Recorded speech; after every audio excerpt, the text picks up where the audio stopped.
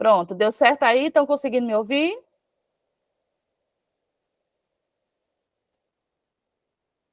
Deu certo agora? Pronto, obrigada, viu, Felipe? Estava desligado aqui. Então vamos lá. Então, muitas pessoas têm essa preocupação aí de como conseguir estudar e como colocar tantas disciplinas aí num curso de 2 anos em dia. Então, o foco desses minicursos, o foco dessas revisões, o foco desse aprendizado aqui com vocês de forma online é para que você tenha aí uma interatividade com o professor aqui desse lado. Então, para quem não me conhece, meu nome é Francine Robias, nós estamos aqui mais uma vez oferecendo para você um minicurso de qualidade, onde você pode aí tirar as suas dúvidas, e hoje nós vamos conversar sobre farmacologia. Dá uma revisada aí nos contextos gerais dessa disciplina tão importante, né, uma das mais importantes na área da enfermagem, ok? Quero lembrar para vocês o seguinte, se vocês quiserem conversar comigo de forma também audiovisual, fiquem à vontade, é só vocês falarem, oi professora, pode interagir, podem tirar suas dúvidas, vocês que estão aqui online comigo. Vocês que estão acessando essa aula um pouco depois, né? Vocês que não tiveram tempo de estar aqui ao vivo conosco, que tiveram acesso, fizeram suas inscrições, não tem nenhum problema, você tem também contato direto comigo, você pode conversar comigo, que eu estarei aqui para tirar as suas dúvidas e será muito bem-vindo, tá certo? Então, vamos lá. Para quem não me conhece mais uma vez, eu, além de ter um nome Francine Robias, né, um nome muito bonito, obrigada, eu sou enfermeira, eu sou especialista em UTI, tá? Também amo saúde da mulher, estou concluindo saúde da mulher também com outras demandas do SUS, e é importante para que você entenda isso, para saber quem está trabalhando com você, quem está te repassando esse nível de aula, né? É importante você saber onde você está entrando e quem é o teu orientador, tá certo? Eu sou docente, né? Desde que me formei enquanto enfermeira, eu exerço a profissão também na docência, assim também como enfermeira nas unidades de atendimento ao paciente, e isso me trouxe uma vantagem que eu considero super importante para as práticas dos meus alunos, que eu gosto muito de passar para vocês as minhas situações, que é de grande importância. Então, o conteúdo que eu trago para você hoje é justamente aquilo que a gente não visualiza em sala de aula, e ele é um comprometimento super importante do aluno com a prática, que é a enfermagem. Eu preciso entender a importância da enfermagem e a importância do conteúdo farmacológico dentro dela. Pense você comigo. Quando você trata de um paciente ferido, um paciente doente, um paciente com dor, um paciente acamado, qualquer que seja o paciente, esse paciente ele vai ter, dentro da sua situação de atendimento, e a situação de manejo e cuidado com ele, uma situação de medicamentos, seja por qualquer motivo. Se você tiver agora, sofreu uma pancada, caiu, machucou o pé, você vai ter que utilizar algum tipo de medicamento, seja farmacológico ou não, mas você será medicado de alguma forma. E existem algumas separações com relação a isso, porque nem todo medicamento necessariamente é uma droga, tá? Nem todo remédio é um medicamento. E a gente vai conversar um pouquinho sobre isso aí, tá? Então, a gente vai ver sobre a prática segura, resoluções, né? O que seriam os incidentes, dano, quais são os comprometimentos que podem acontecer com o paciente, o preparo e a forma segura na medicação, como eu devo administrar essa medicação da forma correta, né, dentro dos 13 certos da medicação, aliás, toda a atribuição do cuidado do técnico de enfermagem, que está inteirando-se aí em 15 certos de medicamentos, que nós vamos ver isso em uma outra aula, vocês vão entender por quê, tá? Conhecimento dos dispositivos é super importante, entender o que é um protocolo para se utilizar um scalp, o protocolo para se utilizar um abocato, então é importante eu conhecer os dispositivos e a importância desse dispositivo no paciente e as suas vias de administração de medicamentos, tá? E o mais importante para a sua segurança particular, a sua segurança profissional são os seus registros, tá? Não adianta nada você fazer tudo com esmero, tudo com dedicação, tudo com perfeição, e você não registrar, você não saber registrar, você não saber identificar para o outro colega, fazer com que ele identifique que você fez tudo da maneira correta, da maneira segura, eficaz e dentro dos protocolos, ok? Então, eu falo um pouquinho rápido, vocês podem me interromper, mas vou dando para vocês conseguirem aí conversar comigo direitinho, não se preocupem que eu volto e a gente começa a explicar tudo de novo, tá? Então, assim, todas as vezes eu preciso entender que a prática do medicamento ela tem que ser tão mais segura para o paciente, mas também segura para mim. Porque eu vou me arriscar diariamente com os compromissos que eu tenho para com o meu paciente, tá?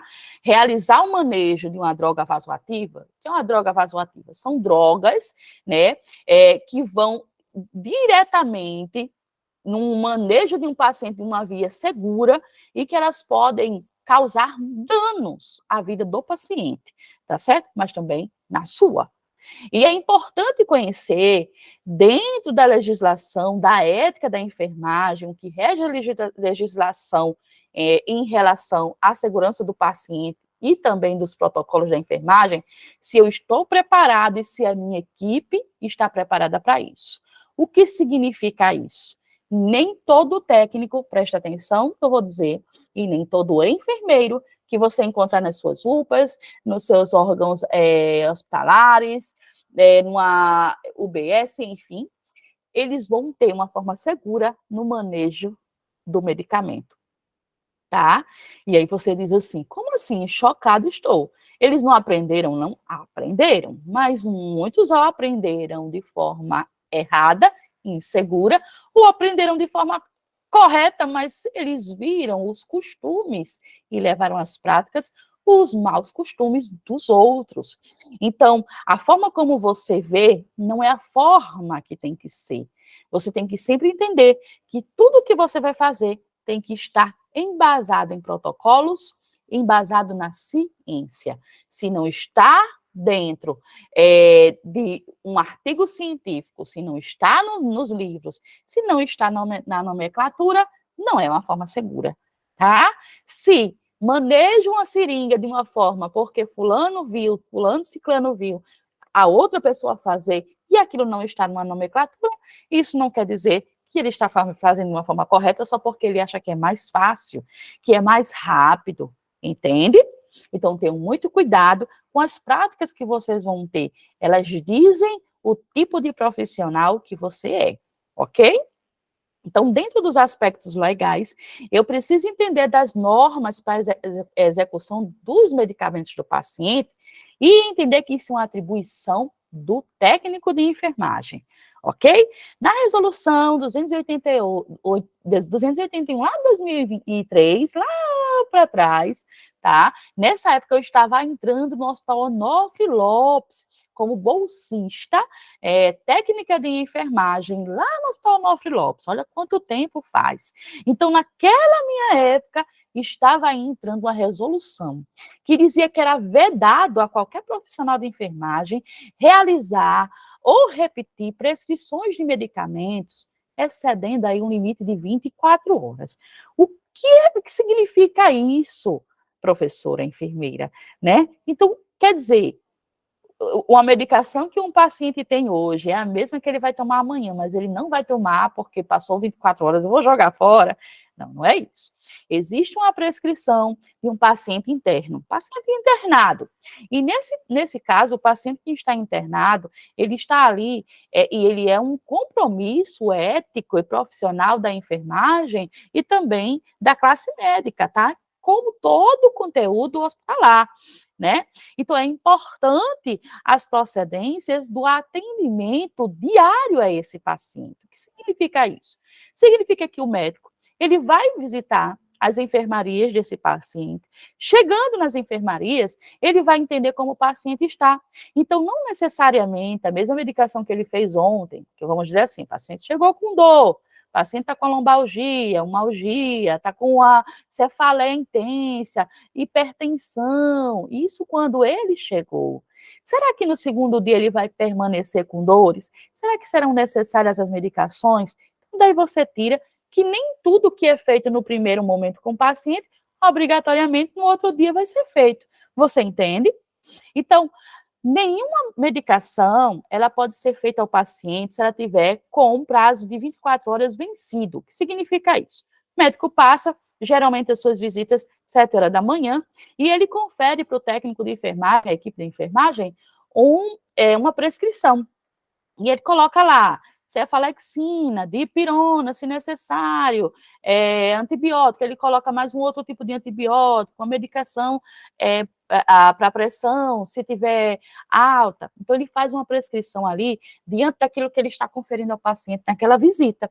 E ali, a enfermeira vai abrir os horários. A medicação de 8 em 8 horas, o enfermeiro vai lá e abre, né? Se ele visitou às 7, então ela já abre para começar 7 horas da manhã, então ela abre 8 horas, aí 8, conta mais 8 horas, aí 16 da tarde, entendeu? 24 horas da noite. E assim, ela abre a prescrição do paciente. Então, se ele entrou às 7 horas da manhã de hoje, 5 de fevereiro, que horas vai vencer essa medicação, no caso, essa prescrição? Vai vencer amanhã, 6 horas às 7 horas, né? 8 horas, no caso, vai vencer, tá? Então, essa evolução vai vencer amanhã, porque ele passou todo o dia e a noite, então é uma nova visita, ele vai resolver e vai fazer uma nova prescrição. Professor, então ele vai mudar todas as medicações?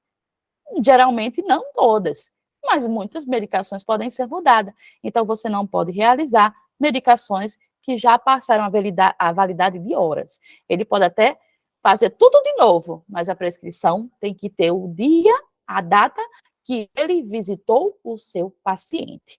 Entendido? Ok?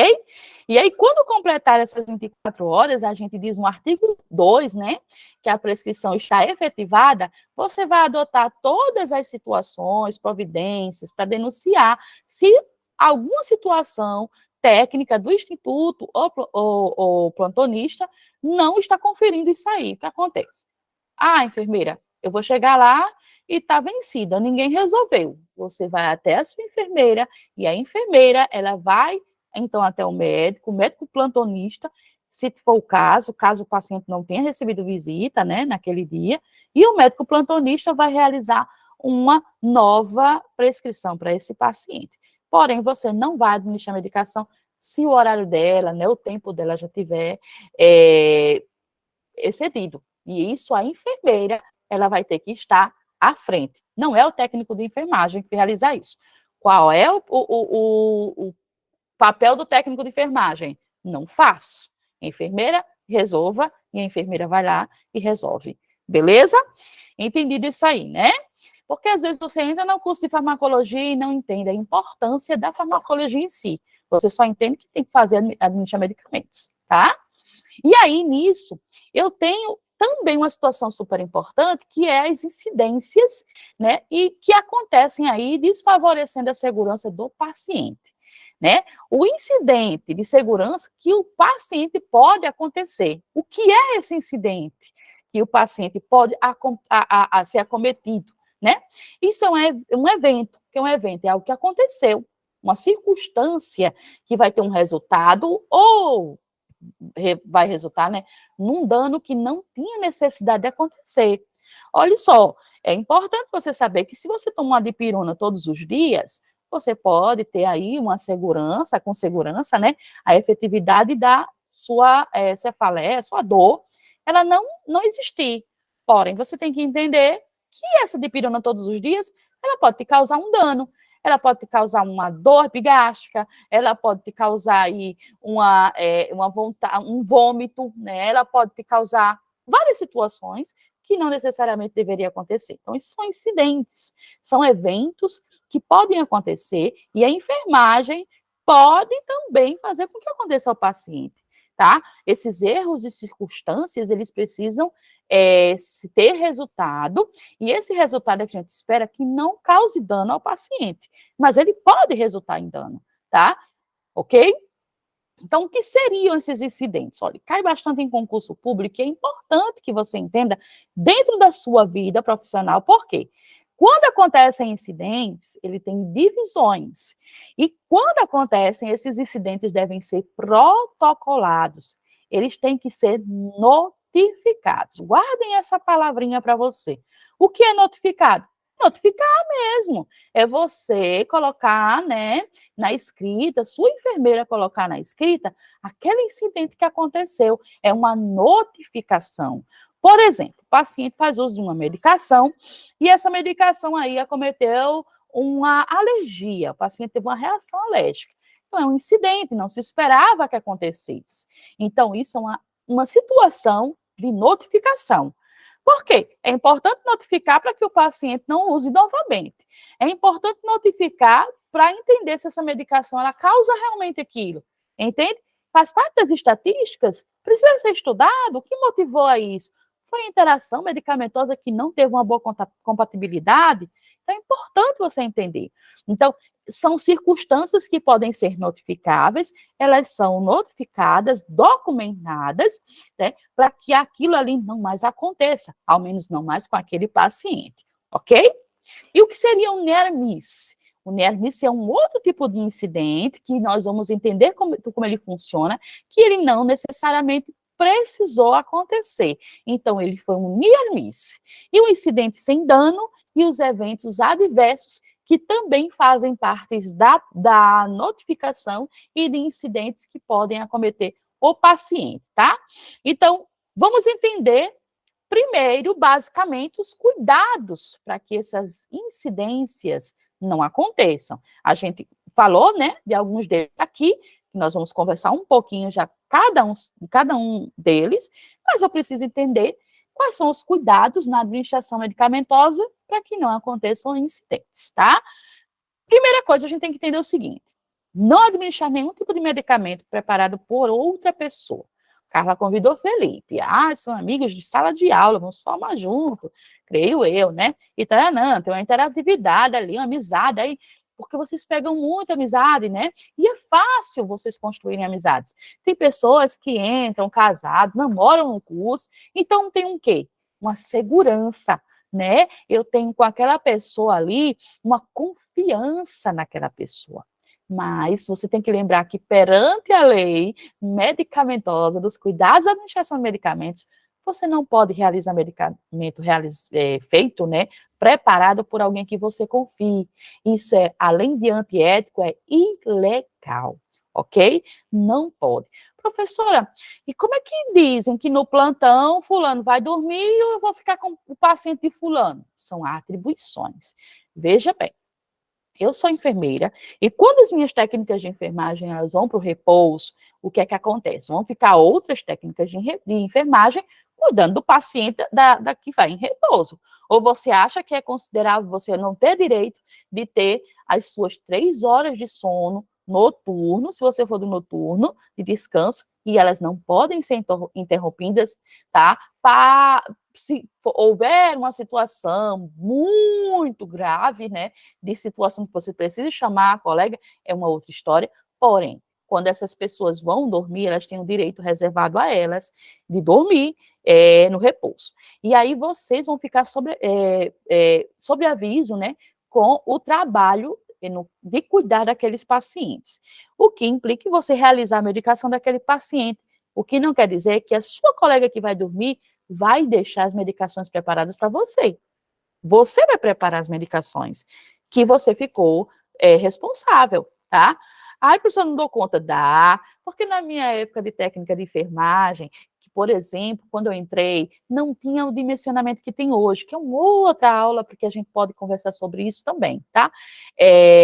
Não tinha o dimensionamento de hoje. Era uma técnica de enfermagem, uma enfermaria com 18 pacientes. E quando as outras meninas iam dormir, nós ficávamos com 2, 3 enfermarias, cada um com 18, 20 pacientes. E tem que dar conta. E existem ainda locais que, infelizmente, têm essa demanda. A gente faz aquilo que nos cabe, aquilo que a gente consegue fazer. Coloquem sempre isso em mente, que o dimensionamento precisa existir para que a enfermagem não adoeça. Não é isso? Então, nunca realizar medicamentos prontos, preparados por outra pessoa, tá? Não permitir que o familiar prepare o medicamento. Eu já vi técnicos de enfermagem, por exemplo, na situação de entregar o medicamento na mão do acompanhante ali para entregar ao paciente. Isso ainda é válido se você perceber e observar que ela está realmente efetuando, entregando ali um comprimido, um líquido ali, você vendo o paciente tomar, né? Agora, você entregar a dipirona, coloque aqui 40 gotas e dê a ele, você está pedindo para ela fazer um serviço que é seu. E dentro daquele estabelecimento, ali é responsabilidade sua. Então, somente sua técnica de enfermagem, ok? Outra coisa super importante, antes de administrar, sempre você vai ter a conferência. Não tenha vergonha de perguntar ao paciente 1000 vezes o nome dele, tá? E ler que o leito é 120, 130, 114, por favor, tá? Pergunte sempre, leia sempre. Se tem dúvida ainda, mesmo o paciente dizendo, pergunta ao seu colega de trabalho, confira, né, na medicação, confira com a medicação que está na sua mão se é realmente dele, tá? E confira também as suas pranchetas, as suas documentações. Toda vida que você fizer a medicação, checar somente após a aplicação ou a ingestão do medicamento. Ter o cuidado de não checar a medicação do paciente para, tipo, ganhar tempo, aí vai entregar a medicação do paciente, a medicação cai, você não conseguiu entregar, era a última dose, aí você checou, você não vai poder passar corretivo, entende? Então, você só vai poder fazer isso após a administração do medicamento, tá certo?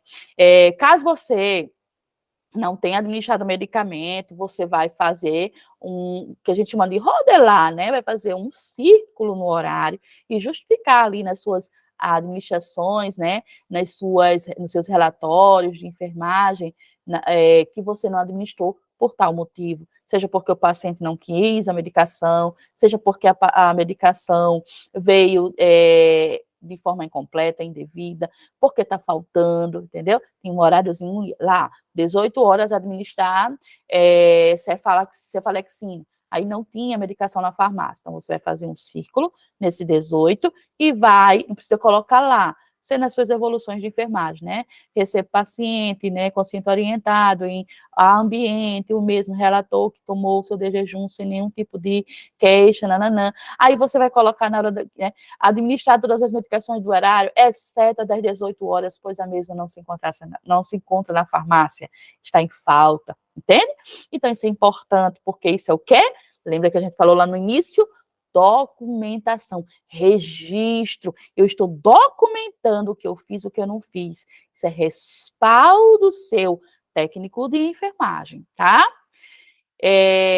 Quando você fizer anotar, notificar as anormalidades, e aí entre as notificações, né, que o paciente apresentar, você fez uma medicação, o paciente estava com dor, passou mais de 1 hora, nada de cessar essa dor, isso precisa ser notificado, precisa ser anotado, precisa ser comunicado, tá?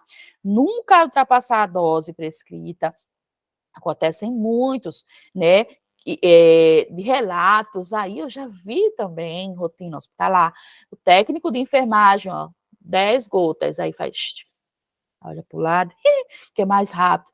Gente, cada gota é uma gota, cada microgotas é uma microgotas, e cada gota contém 3 microgotas. Veja a importância de você entender isso, tá? Então, pense bem naquilo que você está fazendo para o seu paciente, tá? Que ele precisa de 40 gotas, então são 40 gotas, não dê menos ou mais, é aquilo que está prescrito, tá certo? Porque quanto mais você erra, quanto mais você não considera em fazer o que tem que ser feito, esse paciente vai permanecer, esse paciente vai ocupar uma vaga de alguém que está precisando tão mais que ele. Ele precisa se tratar, ele precisa ir embora para casa. Isso depende também do seu manejo, do seu entendimento, do seu atendimento para com ele e da sua coerência do que está prescrito, do que está feito ali, tá? Se tiver algum tipo de emergência, né, a medicação ela pode ser feita de forma verbal. Como assim, professora? Por exemplo, o paciente está tendo uma parada cardiorrespiratória, está tendo ali uma parada, um choque, entrou em choque, está todo mundo ali numa situação emergente. Você não vai pedir para o médico, doutor, por gentileza, anota aqui, né, anota aqui para eu fazer a noradrenalina do paciente, não tem lógica.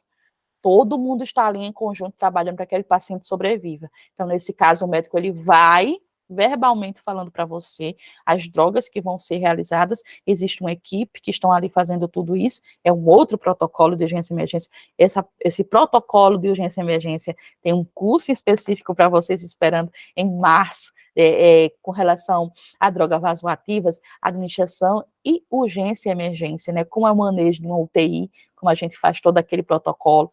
Então, nesse caso, sim, o médico ele vai falar verbalmente para você e você poderá fazer. E o que é que você tem que fazer? Somente segurar as ampolas, não vai jogar fora, não vai descartar, porque ali é o seguro, né? É a segurança da quantidade de ampolas que aquele médico ali solicitou, tá bom?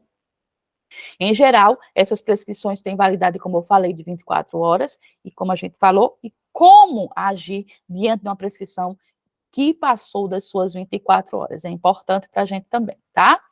Então, a prescrição médica tem a IPM, né? Ela deve conter a identificação completa do paciente, a data, né, que essa prescrição foi feita, ela deve estar legível na medida do possível. Hoje em dia, a maioria das prescrições, elas são digitadas, nós vamos encontrar elas digitadas, tá certo? Mas existem algumas prescrições aqui a colar que vocês vão trabalhar com o paciente e o médico vai precisar prescrever. Não tenha vergonha de perguntar qual é aquela medicação, tá certo? Quando você trabalha com um médico, você vai trabalhar com vários médicos, vocês vão conhecer as letras deles, vocês vão conseguir identificar, tá? Não se preocupem com isso, é uma demanda a longo prazo e que vocês vão entender. Não tenham pressa para com isso não, tá bom? Porém, fiquem tranquilos que as medicações hoje em hospitalares, nas clínicas médicas, elas são todas digitadas, tá? Então, elas vão estar lá de forma legível, você vai entender direitinho. Se você tiver alguma dúvida, aciona a sua enfermeira ou seu enfermeiro, tá?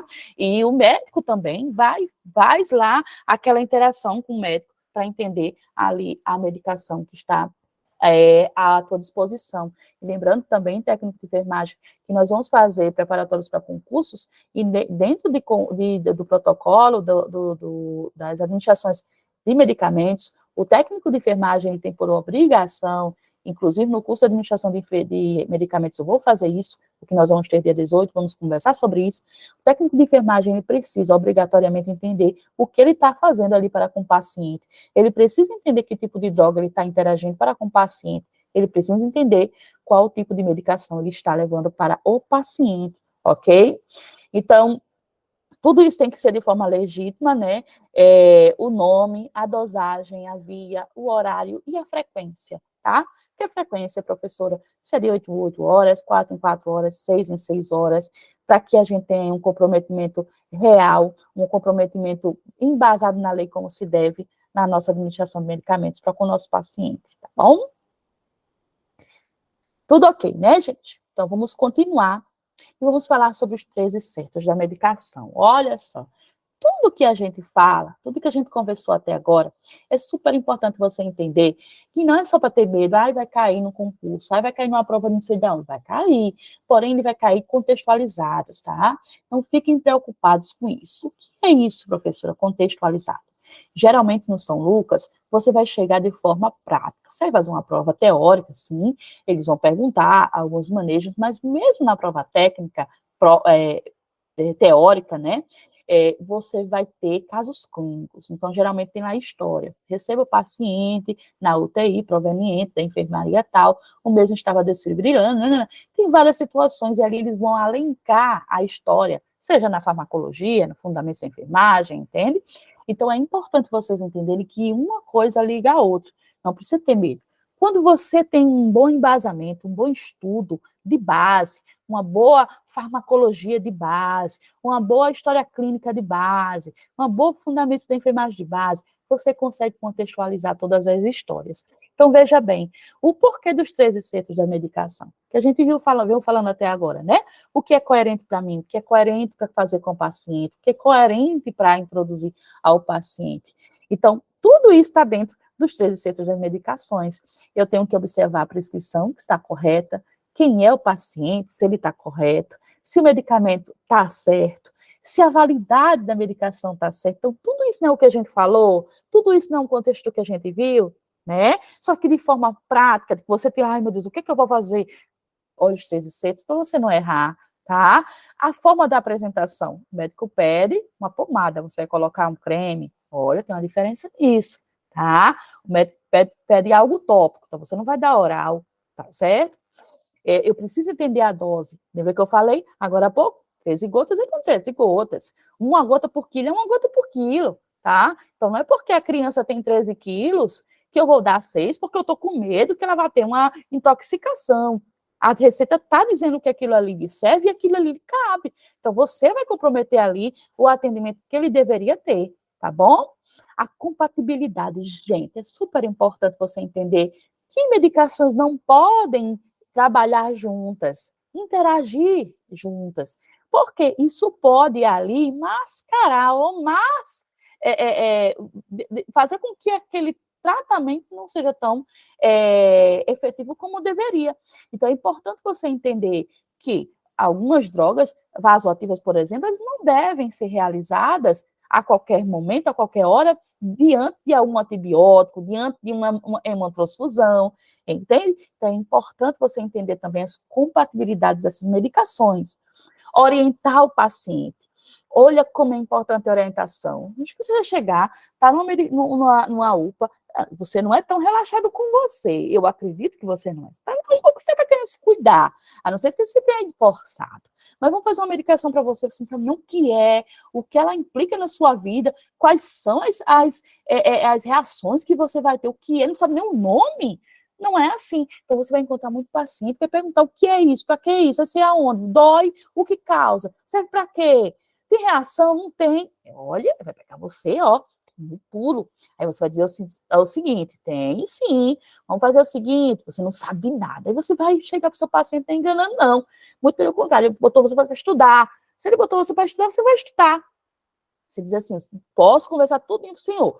Foi o médico que prescreveu, é super importante para o senhor pode tomar agora, se o senhor também não quiser, não tem problema, eu só tenho que terminar as medicações dos meus próximos pacientes e eu venho explicar bem direitinho ao senhor como funciona. Aí você vai lá, ó, no teu melhor amigo, no farmacêutico, né, aquela pessoa da farmácia, e pergunta para ele as interações, pergunta para ele o que serve, né, não custa nada ir lá no Google, né, ver lá os artigos científicos sobre aquela medicação, para conversar com teu paciente, para induzir teu paciente, para convencer teu paciente a se medicar, para convencer ele a se tratar. É isso que ele quer. Ele quer que você dê aula para ele, e você está aqui para mostrar que sabe. E sinto muito se você não aprendeu em sala de aula que não tem essa obrigação, porque você tem. Ok? É obrigação do técnico de enfermagem saber para que serve uma dipirona e saber que para você introduzir uma dipirona no paciente antes dela diminuir, né? Porque ela é uma medicação que nós utilizamos para quê? Eu entendo que ela vai diminuir a febre do meu paciente, é um antipirético, né? Então, ela vai diminuir a febre, mas antes dela diminuir a febre do teu paciente, ela também vai subir, né?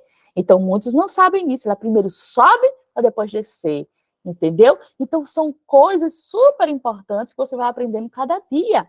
Existem medicamentos que vão ali proteger, por exemplo, o suco gástrico, né? Ali, a parte alta do estômago. Você sabia disso? Então, são importantes, são coisas importantes para você carregar consigo como forma de aprendizado também, ok? E ali, observar o horário certo, o tempo, né? A via de administração certa, desculpe, no 9, né? O horário certo que tem que ser feito, o tempo de administração certa, ou seja, 40 gotas por minuto. Se eu coloco um gotejamento de 40 gotas por minuto, gente, essa medicação não vai terminar em 7 horas. Quanto tempo vai correr 40 gotas por minuto? Tá entendendo? 7 gotas por minuto dá o quê? São 24 horas. Então, se 7 gotas por minuto é 24 horas, por que eu botei um soro 7 gotas por minuto e ele acabou em 12? Entende? Então, eu preciso entender isso aí. A ação certa, se eu dou uma medicação para dor, eu espero que meu paciente fique sem dor. Né? Se eu dou uma medicação para que ele esteja mais ativo, eu não espero que ele continue sonolento. Então, eu preciso entender as reações que esse paciente vai ter. E nesse final do contexto todo, eu sempre vou registrar, eu sempre estarei junto aos meus registros da enfermagem, fazendo com que o meu paciente entenda, né, que se um dele precisar voltar naquele hospital, pegar a documentação dele, eu deixei tudo bonitinho, da forma como deveria ser feito para ele, porque foi feito com zelo, como deve ser feito na enfermagem, ok? Combinado? Tomar uma aguinha.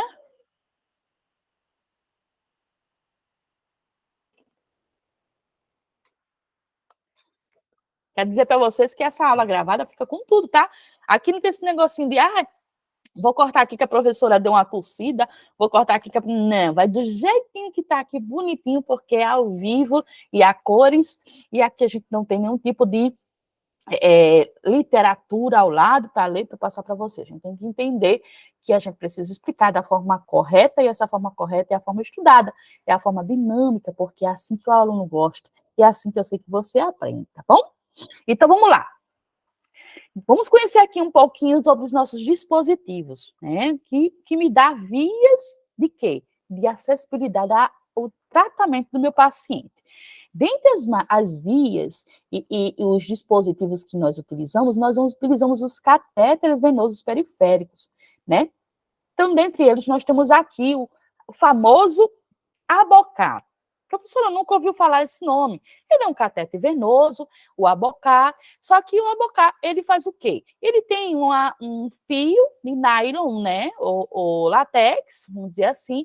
Por dentro desse fio, ele vai ter aí uma grande agulha, né, calibrosa ou menos calibrosa, porém ela tem aí um tamanho maior para dar continuidade ali, acessibilidade àquela veia ao paciente. Ele foi introduzido, né, na saúde ali lá na década, já entrando, né, nos anos 2000, e ele veio aí para tirar o scalp das veias do paciente, que passava 2, 3 dias com um scalp doloroso ali, que ele é só feito de agulha, tá? Então, aqui o famoso Abocato, que vocês conhecem por gel, que eu quero dizer para vocês o seguinte, gel que é marca, Medix é marca, tá? Então, gel que é o termo mais conhecido, mas o nome é catéter venoso periférico, ele é um catéter aí utilizado no manejo de grandes volumes, e aí uma situação de que o paciente pode ficar até 90 horas. Ai, professor, eu aprendi que era 72. 90 horas o protocolo, tá, EBSER, foi prova de concurso, tá certo? Situação de concurso, a gente estudou muito sobre isso dentro dos protocolos de hospitalares. Obviamente, se o paciente apresentar algum tipo ali de sujidade, não está mais passando nenhum tipo de sangue e tudo mais, não está tendo a administração correta, aí retira, né? E mais você vai atender o que manda os protocolos hospitalares, de onde você vai trabalhar. Se for no prazo de 72 horas, também está correto, não tem problema nenhum. Mas você pode interagir dentro dos protocolos que você for trabalhar. Não vá querer montar história, não, tá? Dentro dos teus protocolos hospitalares. Você vai ser um aluno de sala de aula maravilhoso e um profissional também. Então, você vai ter responsabilidade com que aquele protocolo te manda. A não ser que mandem você fazer algo errado, aí você entra no Corém e aí se resolve as situações. Correm para cima, ok? E aqui nós temos o famoso scalp, vocês viram que eles têm uma numeração, aqui nós começamos uma numeração, ó. Quanto maior a numeração, menor é o calibre desse catéter, tá? Então, o catéter, quanto mais calibroso, ele vai ter um menor número. Nós temos aqui o 14, então ele é um dos mais calibrosos. Nós utilizamos o 14 aí para várias situações cirúrgicas, pacientes em UTI, aqueles acessos mais, né, de longa data, aqueles acessos mais difíceis. Já um 16, geralmente também utilizamos para alguns tipos de acesso em UTI, paciente que está viabilizando ali drogas vasoativas. O 18 também utilizamos para pacientes internas para parir, né? Você vai receber uma paciente que vai ter bebê, vai parir a qualquer momento, você pode utilizar o 20 ou 18, que são os protocolos de manejo, porque é uma paciente que vai utilizar drogas também, se necessário, de grande porte, né? Então, você precisa fazer um calibre maior para isso, tá? O 24 a gente utiliza mais nos idosos, crianças, mas os recém-nascidos a gente tem um protocolo do 26, tá? Que a gente consegue aí também utilizar nos recém-nascidos, tá bom? Já o scalp também, nós temos aqui, dividido por algumas cores, o universal, que a gente utiliza muito, né, dentro das enfermarias é o 23, e a diferença maior do catéter venoso periférico, que a gente conhece como abocate e o scalp, é que o abocate, ele pode ficar no paciente até uma longa demanda de horas, e o scalp nós utilizamos para uma medicação mais ativa, mais fluida e mais rápida. O paciente chegou na UPA, vai fazer usando dipirona, né, com a ABD diluída ali rapidinho, você faz, tirou e descartou, beleza? Já a bocar, você pode permanecer com o paciente. E nós temos aqui a famosa bomba de infusão, né, também muito utilizada com dispositivos de grosso calibre, né, para que o paciente possa realizar, fazer uso de algumas drogas ali, mas o quê? Automáticas, elas devem ser bem comprometidas com gotejamento, elas têm que estar ali do jeitinho correto. Então, uma bomba de infusão, ela vai infundir realmente aquela quantidade correta que o médico solicita através das suas prescrições, e aí é um outro tipo de aula também, tá? E aí, se falando de vias, nós temos a via enteral. É muito importante que vocês entendam, né, as questões de via. Quando eu falo de vias enterais, eu estou falando de vias oral, sublingual, é tudo que está entrando, vamos dizer assim, né? De forma mais dramática no paciente, mas não invasiva, tá? Então, eu tenho a via oral, a sublingual, a gástrica, e eu tenho a via retal como via enteral do meu paciente, tá certo? É super importante vocês terem a diferença dessas vias. O manejo de cada uma dessas vias enterais vai fazer com que você se qualifique, se policie para não cometer erros grosseiros aí na vida do seu paciente e na sua vida profissional, tá bom? Nós vamos ter também a via auricular, né? A via ocular, a via vaginal, cutâneo-tópica e a via nasal. Professora, que vias são essas? Talvez você não tenha ouvido falar da auricular. Nós estamos falando da via, ó, dos nossos queridos orifícios aqui, ó, do meu ouvido. Então, a gente chama de via auricular. A via ocular, né, dos nossos olhos, vaginal, a via vaginal da mulher, né? A via cutânea tópica, né? É a pele. Nós podemos utilizar creme, gels, tá certo? Quando se fala tópico, eu estou falando de pele, eu estou falando de derme, tá ok? E a via nasal aí, que é a via das narinas. Então, é mais uma via aí também de comprometimento técnico de enfermagem para a gente entender o como vai fazer a medicação interagir ao paciente. Por que é importante, professora? Olha só, conheci uma pessoa que não sabia ler, recebeu uma medicação, conheci que eu digo de casos, né? Essa pessoa, ela era participar da nossa igreja, uma igreja que eu frequentava na época, igreja adventista, mas de um bairro que eu frequentava na época, e ela fez o filho dela, um adolescente, então, até então, ele foi e estava com uma infecção ocular. E ele foi até o médico e o médico passou para ele uma determinada medicação. Ela levou essa receita para a farmácia, né? E ali ela recebeu a pomada e pôs em seu filho. Quando ela colocou em seu filho, só viu piora, piora, piora, piora, e não entendia o motivo. A literatura foi feita de forma errada e foi passada para ele, né? No caso, ela recebeu na farmácia, não uma medicação de via o quê? De via ocular. Ela recebeu uma medicação de via vaginal e ela estava utilizando uma via errada por um erro de balcão, né? Por um erro de informação, de má leitura, tá certo?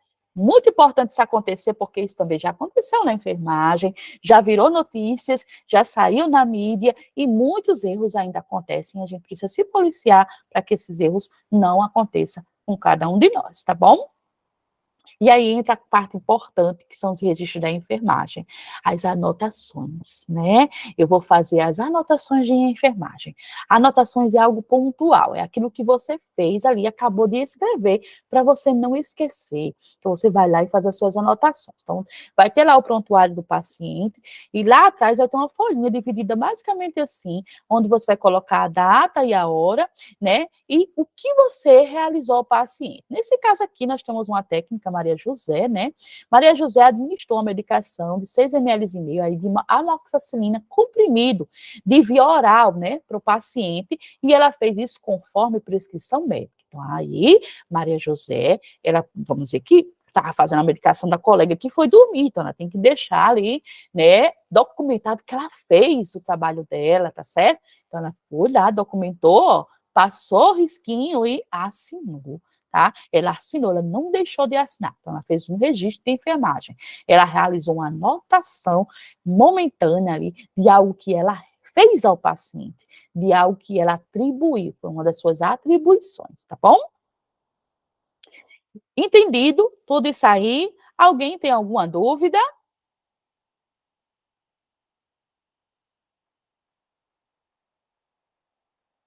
Wanda,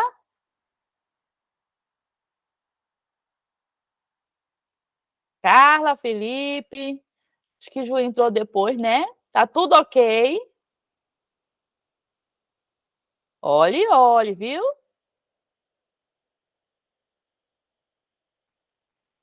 Então vamos continuar aqui.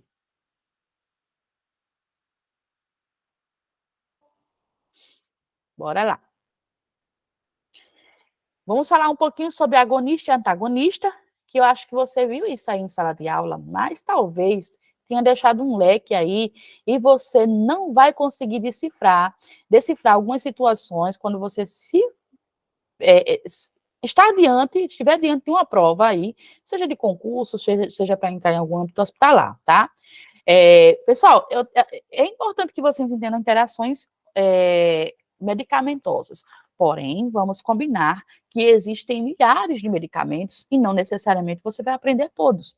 Mas aquilo é da tua diária, daquele teu comprometimento. Por exemplo, se você vai trabalhar no hospital psiquiátrico, você vai, então vai estudar mais drogas o quê? Psiquiátricas, né? Você vai estudar mais drogas que fazem parte ali do seu conteúdo. É importante para você. E você vai entender quais são as interações de cada uma delas, para que você consiga ali decifrar alguns erros que, porventura, alguma pessoa possa estar fazendo e não está sendo tão adequado para a continuidade de tratamento do seu paciente. Então, para isso, eu tenho que entender uma coisa super importante. Quais são as ligações e respostas que essas medicações trazem de forma biológica ao meu paciente? Eu tenho que entender o que é um agonista e o que é um antagonista. Para eu entender, por exemplo, o que um faz e o que o outro corta. Beleza? Então, quando eu falo que a medicação é um agonista, eu estou falando de uma medicação que ela vai fazer uma ligação. Ela vai atribuir uma resposta biológica, aquilo que eu espero que aconteça no meu paciente, fisiologicamente falando, e de forma eficaz. Por exemplo, uma dipirona. Então, se eu faço uma dipirona no meu paciente, eu espero que baixe ali a temperatura ou que cesse a dor, tá? Naquele meio inflamatório que ele está passando, tá bom? E aí, ele faz uma ligação e ela causa uma ação. Isso aí faz com que o agonista consiga agir. Porém, o que um antagonista faz? Ele vai cortar esse efeito. Ele bloqueia a ação do agonista. É como se você colocasse ali uma medicação que não fizesse com que a dipirona trabalhasse de forma correta, entende? Então, deu para você entender aí a diferença. Por exemplo, um corticoide, tá? Um corticoide, ela age ali cortando o efeito de uma determinada droga. Dipirona, para algumas pessoas, causa alergia, né? E aí essa dipirona causou ali uma alergia, uma erupção no paciente, um prurido, que é uma coceira, e esse paciente começou a queixar-se. Então ele vai precisar de agora um antagonista, algo que venha ali e corte aquela situação, corte aquela ação. Então, nós vamos ter uma droga antagonista. Essa é a diferença. A diferença é que todas elas são agonistas no sentido da ação, do que ela vai fazer, e a antagonista ela vai cortar, vai bloquear a ação da agonista. Tá ok? É como se você tivesse uma novela onde uma protagonista e a outra está ali fazendo com que a cena continue e tenha um enredo positivo, tá certo? Então, eu tenho um fármaco, ele interage no organismo, tem receptores, e eu tenho uma farmacocinética e uma farmacodinâmica entrando em ação, para que todo esse fármaco, ele interaja de forma devidamente completa no organismo. Então, o que é a farmacocinética, né? O que é uma farmacodinâmica? Quando eu digo que eu tenho uma farmacocinética, eu estou dizendo a forma como ele vai trabalhar no organismo, como ele encaminha-se no organismo, tá? Como ele age no organismo. Então, na farmacocinética, ele se divide em 4 situações. O paciente vai receber, vai ter a absorção, depois a medicação será distribuída, ela vai se biotransformar, ou seja, se degradar, e será eliminada por forma de urina ou fezes, e até mesmo suor, tá? Então, quando eu tenho essas 4 situações, tá, gente? Eu tenho aí uma farmacocinética acontecendo. E aí a farmacocinética, ela tem um caminho de farmacodinâmica, ela vai interagir na farmacodinâmica. Que é isso? A medicação realizou tudo isso, mas ela foi também no local de ação, realizando os mecanismos de efeitos, que aí são os receptores de ação. O paciente vai ter algo positivo ou negativo, mas ela teve uma ação acontecendo ali. Então, a farmacodinâmica é como ela agiu, o que ela fez acontecer, são os seus efeitos, são as suas respostas, e a farmacocinética é como foi feito o trabalho dentro do organismo do paciente. Então, é fácil vocês entenderem dessa forma. Farmacocinética é o trabalho que a medicação faz dentro do corpo, e a dinâmica, a farmacodinâmica, é o caminho de ação, é o mecanismo de resposta, né, que o paciente vai receber, ok? E aí, nós vamos falar sobre essas drogas, sobre esse caminho que é feito, né? Nós utilizamos vários tipos de drogas, oral, de forma enteral, como a gente falou, né? E nós vamos conversar também, posteriormente, das parenterais. Mas aqui, se tratando de drogas, eu tenho também artigos, mecanismos também de grande porte, que são mecanismos, como podemos dizer, palpáveis, como, por exemplo, a bomba de infusão, que faz com que uma medicação ela tenha um controle de infusão no paciente. E eu preciso entender que isso faz parte da farmacologia, faz parte também da demanda de interação do paciente para comigo. E entender que esse tipo de funcionalidade eu preciso entender como mexer numa bichinha dessa aqui, tá? Faz parte aí do meu roteiro, tá certo? E que, infelizmente, muitos dos alunos passam aí pelo curso todinho e nunca viram uma bomba de infusão, não sabe o manejo e a importância que é ele que monta, é ele que faz isso acontecer, tá? Então, fica atento aí que nós vamos ter uma aula de UTI, essa aula de UTI é para março, e nós vamos aprender o manejo de bomba de infusão. Se você tem interesse, fica de olho aí no nosso site e também no nosso grupo, tá? Para você participar, porque muito provavelmente alguns nunca viram isso aí dentro da farmacologia. Talvez vá ver lá no final, você encontra um professor lá, né? Como eu fazia, gosto muito de levar para os meus alunos, gosto até hoje de introduzir isso nos meus alunos, porque como então, técnica de enfermagem, eu percebi que a gente não via em sala. Então, eu tento trazer o que a gente vê lá fora de forma técnica para que o aluno conheça, tá? E aí, os outros conceitos que, além da parte prática, vamos dizer assim, informatizada, né, que eu tenho que aprender, eu tenho que também aprender conceitos básicos dentro das misturas que eu vou fazer com essas drogas. Eu tenho que entender o que é uma solução e voltar lá para a química do ensino médio, tá certo? Entendendo o que eu aprendi lá em ciência também que toda solução ela precisa ter uma mistura que ela pode ser homogênea, composta de soluto e solvente. Lembrando que o solvente ele vai ser sempre a porção líquida daquele material que eu estou utilizando, e o soluto vai ser sempre uma porção sólida. Por exemplo, quando eu estou falando de soro glicosado, eu estou falando o quê? Eu estou falando de glicose, né? Eu estou falando, tem uma pessoa querendo entrar, deixa eu só ver se ela... É a Rafaela. Bem-vinda, Rafaela. A gente já começou com o conteúdo, tá, meu bem? Porém, você vai ter acesso a essa aula todinha gravada posteriormente lá no nosso site, combinado? Mas você seja bem-vinda, a gente vai dar continuidade por aqui, a gente está falando de conceitos de solução dentro da farmacologia, ok? Então, dentro da questão do soro glicosado, nós não estamos falando de glicose, estou falando de açúcar e água, concorda? Então, quem é o soluto no soro glicosado, né? O soluto, nesse caso, é aquela porção sólida, que seria, então, o açúcar. E o solvente seria a porção líquida, que é a água. Então, é assim que eu consigo já trabalhar a farmacologia, né, dentro das campanhas farmacológicas que eu vou introduzir no meu paciente. Ter o conceito do que é líquido, gasoso, soluto, né? É importante para que eu entenda. Ah, é um soro glicosado. Você pensa que tem um soro ali, um líquido ali, ele tem composições. E essas composições, elas são o quê? Separadas. Elas estão ali de forma homogênea, mas ela foi separada. Elas foram separadas antes para se tornar homogênea, tá? E aí, dentro dela, tem também medicações concentradas.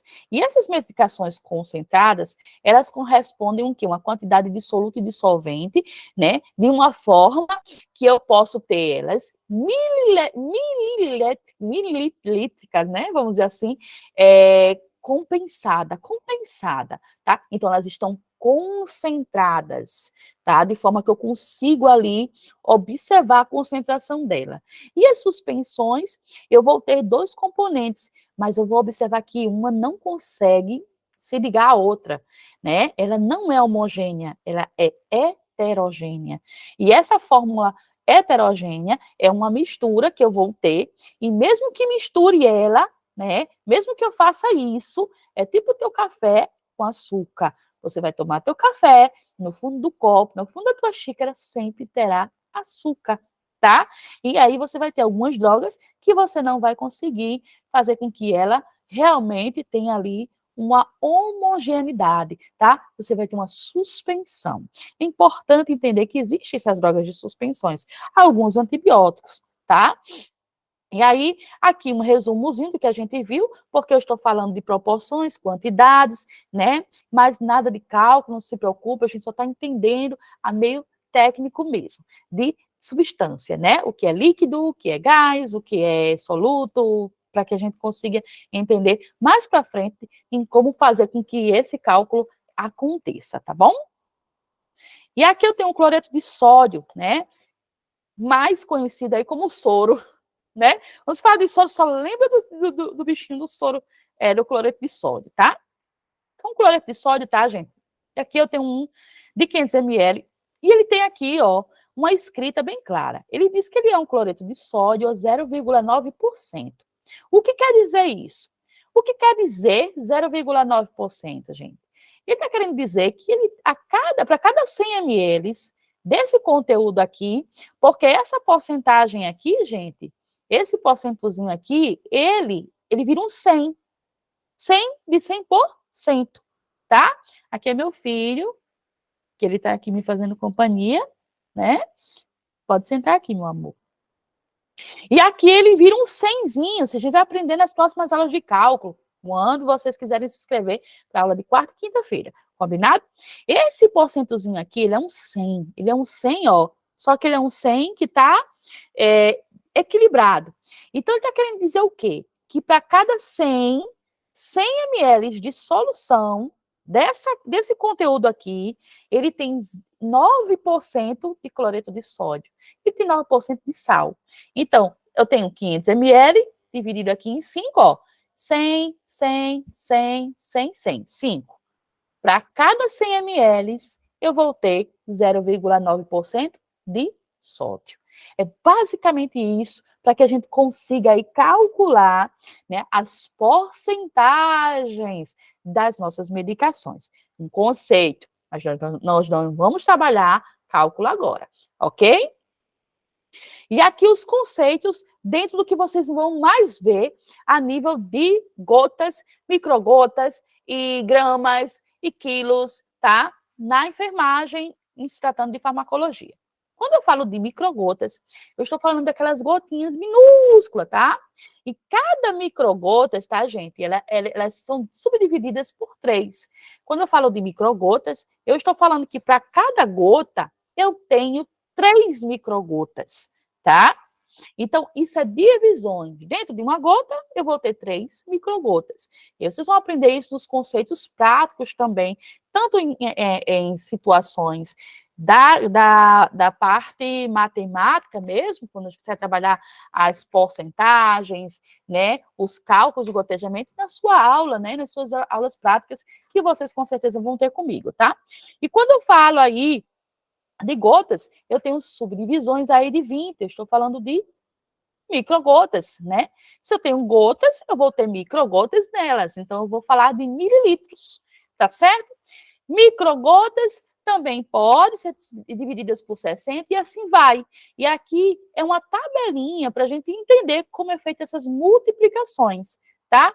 Eu posso multiplicar microgotas, eu posso multiplicar gotas, eu posso transformar gotas em microgotas, eu posso transformar microgotas em gotas.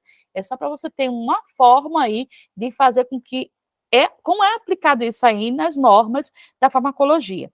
Eu posso transformar minuto em horas, tá? Eu posso transformar horas em minutos, eu posso transformar grama em miligrama, eu posso transformar miligrama em grama, ok? Isso sabendo fazer subdivisões, multiplicações dentro da matemática aplicada à farmacologia.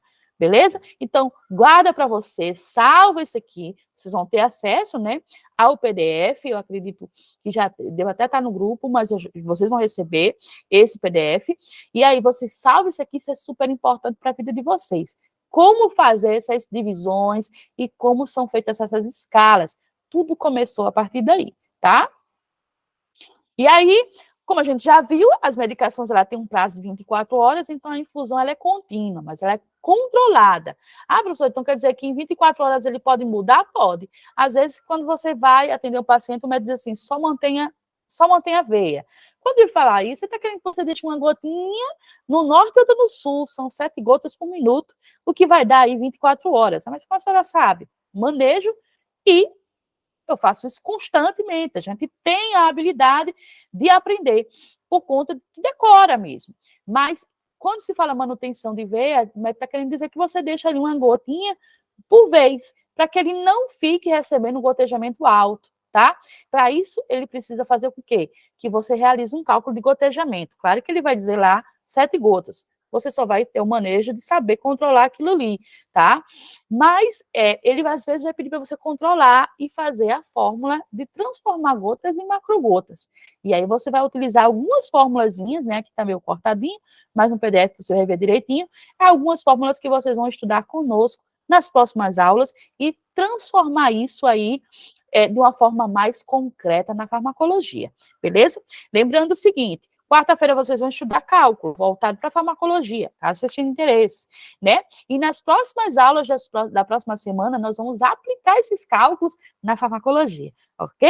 Nós vamos fazer muitos exercícios aqui, transformando macrogotas, gotas em gotas, macrogotas em macrogotas, fazendo todo aquele redemoinho que às vezes a gente não faz em sala de aula, a gente não tem tempo e não consegue aprender de forma devida, utilizando essas suas fórmulas. Então, salva essas fórmulas aí no teu PDF, na tua cabecinha, que a gente vai trabalhar lá nas nossas próximas aulas, nas próximas semanas, tá?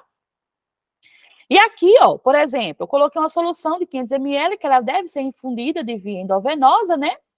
Em 8 horas. Então, ele quer saber quantas gotas por minuto ela vai ser administrada, essa prescrição. Então, no caso, essa medicação, né? Existe uma fórmula. Ele está pedindo para você realizar uma fórmula que essas gotas correm horas. Então, a fórmula para horas é essa daqui. É volume, né? Sobre tempo, vezes 3. É uma fórmula única, universal, para sempre, ela não muda. Então, se você decora a sua fórmula, na tua prova de concurso, você só vai substituir. Você vai colocar volume onde ela pede. Quem é o volume aqui? São os 500 ml que ele quer que você infunda no paciente. Então, 500 ml sobre o tempo. Quanto tempo que ele quer que você coloque essa medicação para correr? 8 horas. Tempo sobre vezes quem? Vezes 3, que é uma constante, né? Porque para você multiplicar em hora, você vai ter que fazer isso em constância de 3. Então, é só você resolver e fica 21 gotas por minuto. Aqui é só para você ter né, uma situaçãozinha bem fácil. Eu sei que você fez isso em sala de aula, mas dá uma refrescada aí, não custa nada. E a gente fazer uns cálculos bem maiores, com bem mais vantagem, nossos próximos encontros, se Deus quiser, tá? Por apenas R$10, combinado? E aí a gente precisa também entender o cálculo de insulina, que é um dos mais fáceis, né? A fórmula da insulina é sempre PXS, que é P de prescrição, vezes S, né, de seringa, e F sobre F de frasco, tá? Por exemplo, tenho aqui, paciente, foram prescritos 10 unidades de insulina no posto de enfermagem, com frascos que eles tinham lá de 40 unidades, né? E seringas de 80 unidades. Então, existem diferenças das seringas de 80 unidades e aquelas de 100, né? Tem umas que são mais fininhas, inclusive em administração de medicamentos a gente vai trabalhar com essas seringas, né? No nosso curso de D18, e vamos fazer como se fosse fazendo insulina no paciente, os cálculozinhos bem legalzinho, tá? E aí, você vai ter a quantidade certa que você vai fazer no seu paciente. Se eu tenho uma seringa de 80, quer dizer que ela é um pouquinho mais grossa, e se eu colocar uma quantidade indevida, esse paciente vai receber, lembra que a gente não pode colocar nem a mais nem a menos? Ele vai receber 1 ou 2 cc de unidade, a mais ou a menos. E aí o comprometimento desse paciente aí vai ser vai cair sobre suas costas, porque ou ele não vai ficar bom, ou ele vai continuar ruim, que dá na mesma, né? Então, é super importante vocês decorarem a formulazinha, cai muito em concurso público, cálculo de insulina, e às vezes você não sabe nem porque é tão fácil que é, e você não sabe o que está pedindo a banca, né? Então, ele diz o seguinte, foram prescritos 10 unidades, quem é a prescrição? O P. 10 unidades está aqui, prescrição, tá? E aí, no posto de enfermagem, só tinha 40 unidades, né? Que era o quê? A seringa, dentro do posto, né? Quanto de seringa? 40 unidades. Aqui, que vai, aliás, o frasco, né? Os frascos de 40 unidades. E as seringas que eu tinha para utilizar era de 80 unidades. Então, você só vai substituir a prescrição pedia 10, né? Ok? Eu tinha um comprometimento com o meu paciente, eu precisava utilizar de seringa, e o que eu tinha de seringa era somente as de 80 unidades. Então, tá aqui. Mas eu queria utilizar uma forma correta no meu paciente, mas só há frascos de 40 unidades. Então, o frasco vem para baixo. Realizo, ó, o cálculo, tá? Que você não vai poder utilizar a calculadora, obviamente, no concurso, você vai precisar fazer esse cálculo acontecer, e tem muita gente que não sabe dividir, né? E aí, na aula de quarta-feira e quinta-feira, você vai aprender a fazer essa divisão, porém, numa prova aqui comigo, uma prova, inclusive, de alguns hospitais, eles permitem que você leve a sua calculadora, mas no teu concurso público, você às vezes não pode levar nem o óculos, sabe? Você não consegue levar nem o seu celular, imagina a calculadora. Você só basta você perguntar, posso entrar com a calculadora? É capaz de você sair da porta mesmo expulso, tá? E aí que você faz o cálculozinho, né? Que dá 20 unidades, então que significa o quê? Que você vai aspirar 20 unidades de medicação do paciente, tá? Foram prescritas 10 unidades. Olha aí, se você tivesse feito somente 10 unidades no paciente, né? Ele ia continuar com a insulina lá em cima, tá certo? Importante, né? Mais um cálculo super importante que nós vamos aprender nas próximas aulas é a famosa penicilina, né? Cristalina. Nós temos aqui 2 frascos, os mais conhecidos, que é a de 5 unidades de milhões e 10 unidades de milhões, que são mais utilizados no SUS, tá certo? E eles têm, todos eles, uma capacidade máxima de 10 ml de líquido dentro desse frasco. O que significa Isso significa que tanto no frasco de 5 unidades de milhões, como de 10 unidades de milhões, eu só posso colocar no máximo 10 ml de líquido aí dentro. De líquido não necessariamente, mas de conteúdo. Eu estou falando de conteúdo, tá? E aí, no de 5 unidades de milhões, tá, gente? Ele vem com a quantidade máxima aqui para você adicionar, porque ele já tem uma quantidade em pó. E essa quantidade em pó, que está lá no seu frasquinho, quando você coloca o diluente, ela vai se transformar em 2 ml, tá? Só que para você utilizar no paciente, você não vai colocar 2 unidades, 2 ml, você não vai despejar somente 2 ml, porque vai ficar um teor muito alto e o paciente ele pode ter uma complicação, óbvio. Então, você vai diluir numa quantidade máxima para complementar isso aí. Se eu sei que esse pó vai se transformar em 2 ml e ele só pode ter até 10 ml, quanto falta para 10 ml? Faltam 8 ml. Então, significa que eu vou colocar, né, dentro desse frasco, 8 ml de ABD, ou diluente, o que quer que seja, tá bom? A unidade, de 5 unidades de milhões, eu só posso colocar 8 ml. Professor, e se eu colocar 10 ml? Você vai colocar 10 ml, vai causar dano nesse frasco, vai ficar, você não vai conseguir aspirar da forma correta. Esse medicamento ele vai ficar altamente diluído, como se você estivesse fazendo um suco de limão de 1 litro com apenas um limão, não vai servir para nada, tá certo? É da forma como se deve. Então, se 5 unidades de milhões o paciente precisar utilizar ela todinha, esses 10 ml, você vai furar o paciente 3 vezes, que seja 5 ml em cada nádega, você vai precisar colocar 8 ml, com mais 2 dos que já estão aqui dentro, que é o pozinho, ele vai se transformar em 10. Já na de 10 unidades de milhões, que muitos se confundem, o pozinho que já existe lá, ele tem já uma solução que vai causar o quê? Acontecer 4 ml dela. Então, eu só posso colocar 10 ml aqui dentro, ela só pode virar 10 ml. Ela já tem 4, que seria o pó. Quanto falta para 10? 6. Então, eu vou inserir dentro do frasco de 10 unidades de milhões apenas 6 ml de diluente, ok? Faça essa transformação, porém o que vem depois é que deixa você com a capa dura, né? Porque você precisa fazer a regra de 3 acontecer, porque não necessariamente você vai ter que só falar no concurso, você vai ter que interagir com a regra de 3. E como explicar a regra de 3? Como funciona a regra de 3? Como eu vou fazer isso acontecer? Entendendo que a capacidade de cada frasco é 10 ml, né? E que cada medicamento dele eu já tenho 2 ml ou 4 ml. Nós vamos utilizar as regras de 3 devidamente quando nós tivermos os nossos casos clínicos comprometidos com as prescrições dos nossos pacientes.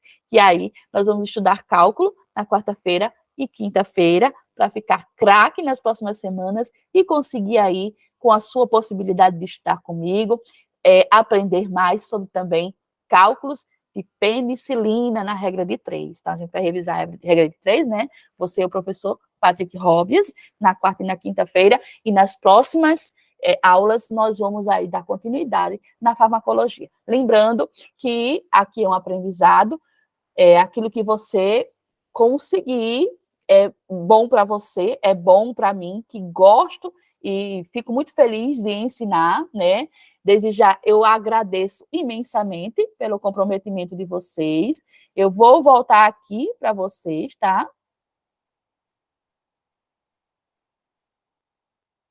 Vou para a apresentação e vamos lá para as perguntas. Se vocês quiserem ter, aliás, quiserem fazer algum tipo de pergunta, tem algum tipo de dúvida, até mesmo com relação às aulas, como funciona, quais são os dias, os horários, se tem parte manhã, tarde e noite.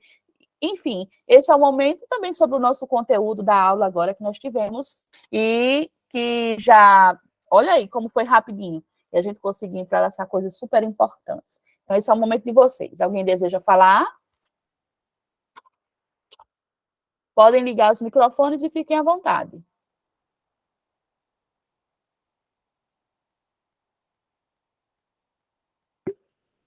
Meu Deus do céu, ninguém vai falar nada, então entendeu tudo? Que bom. E aí, Felipe? Gostou da aula?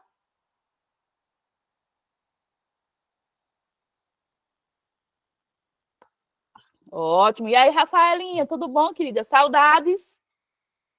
Como você está?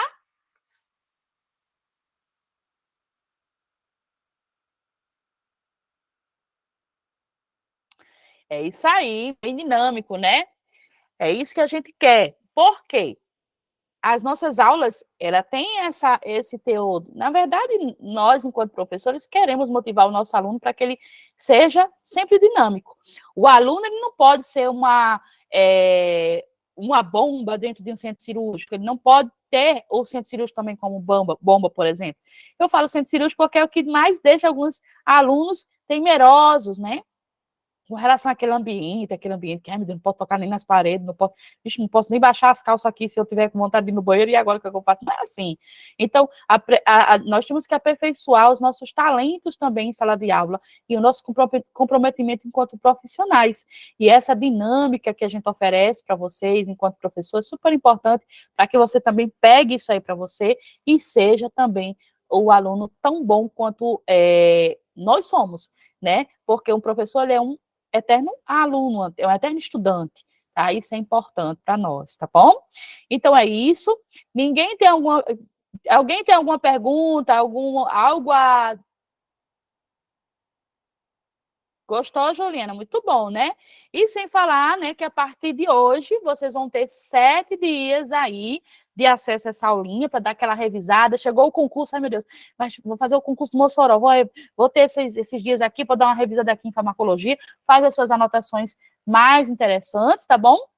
E aí é super importante para você também, lá nos conteúdos que vocês vão pegar. E muitos aqui estão passando por fundamentos da enfermagem, né? E aí vai utilizar bastante a farmacologia. Mas às vezes esqueceu, né, de como é o manejo, o gotejamento, das infusões. Isso é importante para vocês também, tá? Então é isso. Fico muito feliz de vocês estarem aqui, comprometidos com o aprendizado. Algumas pessoas fizeram a inscrição, fizeram os pagamentos, não se preocupem com isso. Vocês vão ter também acesso. Fico feliz de você que está tendo esse acesso, né? Posteriormente às aulas, né? Poderia dar um aulão para o concurso de Mossoró, Juliana. Juliana, nós estamos preparando sim esse aulão e muito provavelmente esse aulão será presencial também, ok? Então você fica atento às informações lá no grupo. Geralmente esse aulão ele tem um valor de R$ 30, tá? Porque vocês vão ter acesso a matemática, legislação do SUS, tá bom? E aí, geralmente a gente tem 2 professores nesse dia. No caso, eu dou o SUS, Patrick, matemática, temos também português, e a gente está preparando isso aí para vocês, não se preocupem não, tá bom? Ok? Então, pessoal, uma ótima noite. Vamos interagir lá no grupo. Quero que vocês possam lá continuar também e estejam conosco aqui na quarta e quinta-feira, se vocês quiserem aprender mais sobre cálculo. Uma boa noite para cada um de vocês. Fiquem com Deus. Bom dia, boa tarde para quem acessar essa aula aqui em um outro momento e boa madrugada também, que eu sei que tem gente que estuda de madrugada, tá? Um forte abraço. Fico feliz com cada um de vocês. Continue estudando e sejam os tops que o seu paciente merece. Um beijo.